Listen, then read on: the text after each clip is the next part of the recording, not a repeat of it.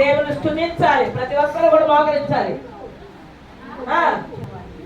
ప్రతి ఒక్కరు మోకరించి యేసయ్యా మీకు వందనాలు. చిన్న ప్రార్థన చేయి, యేసయ్య నీ ప్రార్థన వింటాడు.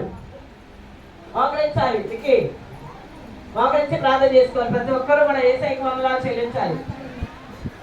ఈ సమయంలో ప్రభా మీరు నాతో మాట్లాడే యేసయ్య. మన దేవుడు మాట్లాడే దేవుడు. మన దేవుడు మన సమస్యలకు జవాబిచ్చేది యేసయ్య.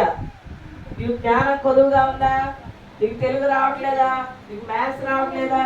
నీకు ఇంగ్లీష్ రావట్లేదా? ఏదైనప్పటికీ యేసయ్య దగ్గర ఉంది జ్ఞానం. కాబట్టి యేసయ్యని మనం అడగాలి.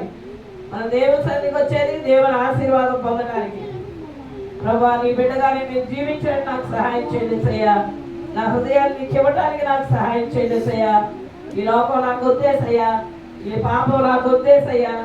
చెడ్డ మాటలు, అసహ్యమైన మాటలు ఇవేవి కూడా నాకు వద్దేసయ్యా. మిమ్మల్ని నేను ప్రేమించే హృదయం నాకు ఇదేసయ్యా. మీకు వందనాలు. ప్రతి ఒక్కరు కూడా మోకరించి ప్రార్థన చేసుకోవాలి. యేసయ్య మన మధ్యలో ఉన్నారు, ఆయన ఈ ప్రార్థన వింటారు. తండ్రి పరిశుద్ధుడా మీకు వందనాలు. ఆయన తీసుకొచ్చిన బిడ్డలందరి మీద మీకు వందనాలు. ఇప్పుడు వాళ్ళు సింగింగ్ లో తోడుకున్నారు, గేమ్ లో తోడుగా ఉన్నారు, మీకు వందనాలు. ఇంకా మా బిడ్డలు అనేకులు మీ సభ్యులకు రాగలుగునట్లుగా చేయండి. సమయంలో మాటలు కూర్చొనిగా ప్రతి వారిని దర్శించండి. మీ మాట విని మీ మాట ప్రకారం జీవించడానికి సహాయం చేయండి. మీ గ్రంథంలో మీరు చెప్పారు, బాలుడు నడవలసిన త్రోవల చిన్ననాట నేర్పించమన్నావు. బాల్య దినాల్లో నీ త్రోవల గురించి నేర్పించే జ్ఞానాన్ని అందరికి దయచేయండి.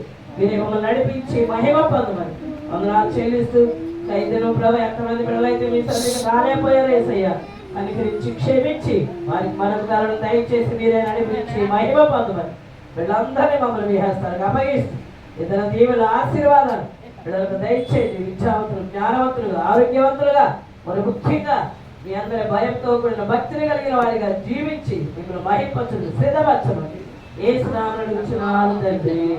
ఆమేన్.